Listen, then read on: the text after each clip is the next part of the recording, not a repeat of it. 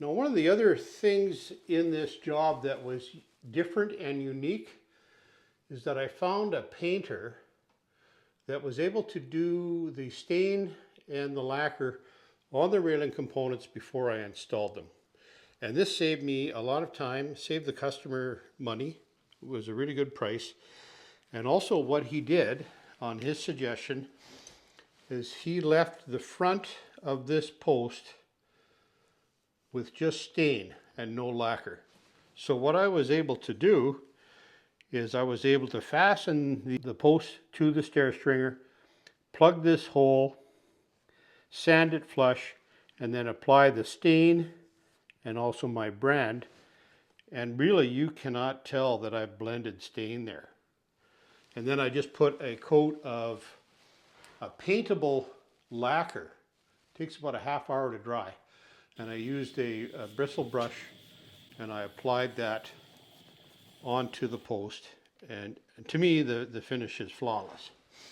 I did the same thing on this post over here, but I left one side without lacquer so that if I did opt for a zip bolt, I could plug it and do the same routine. So I'm really happy with that. It was something I would do again for sure. Just the spray lacquer and the spray stain by a professional painter in a shop just leaves such a beautiful finish, and you don't get any drips and marks like that when you do it by hand. I normally do my own staining and varnishing, and this job here I'm doing it at my daughter's place. I'm doing everything by hand after it's installed, and it comes with some frustrations. There's always a drip here and there, and you can have stain that won't take the way you like. So earlier in the year I did a job at a fellow's place. Emilio is his name, and he had a friend that he had lined up to do the painting. So here we are just disassembling the dry fit railing, just like you would a piece of furniture. We taped off the joints and the places where I had to do milling, like mortising here, and took the prepped railings over to the painter, and he was able to spray them, and really turned out flawlessly. And you know, you have the opportunity to you know, just sand things, redo fittings that, you know, aren't quite right, and just prep things the way you like and bring them back, in this case stained and clear coated with a lacquer product. And then you just simply take the tape away from where you've carefully taped off the joints so that you have raw wood for your glue up. I'm using a product called frog tape, and it really helps keep the stain out of that joint. And just assemble things in a final assembly process.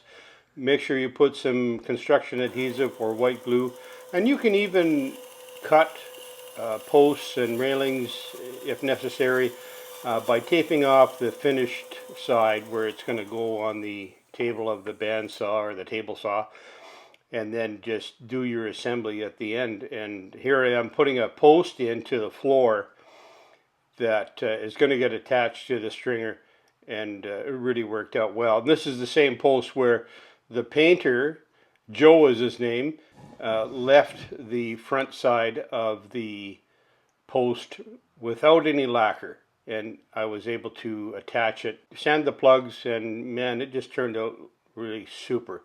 And I would definitely incorporate it into my workflow. I think if anything in my process where I'm lacking, you know, perfection, shall we say, is the staining and clear coating. And if you're doing this kind of work, this is generally where you get the complaints, is in the stain finish, not so much in the joints. Your joints can be perfect, but if you've got stain that is not looking good, or varnish that's dripping, you'll get complaints and, you know, unhappy customers. So I just thought I'd share with you.